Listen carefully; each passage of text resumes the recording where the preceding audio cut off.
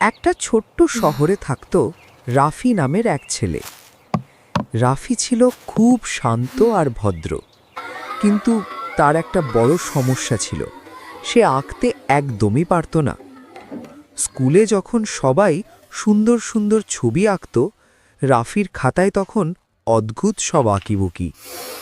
বন্ধুরা হাসত, রাফির খুব খারাপ লাগত। সে মনে মনে ভাবত, আমি কি কোনোদিনও সুন্দর করে আঁকতে পারবো না। একদিন বিকেলে রাফির মন খুব খারাপ ছিল। সে একা একা হাঁটতে হাঁটতে চলে গেল জঙ্গলের ধারে। সেখানে একটা বড় গাছের নিচে বসে পড়ল।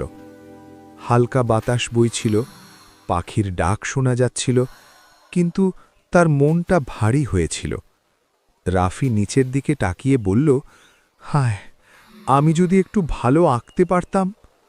হঠাৎ পিছন থেকে একটি কোমল কণ্ঠ, মন থেকে চাইলে সবই সম্ভব বাছা।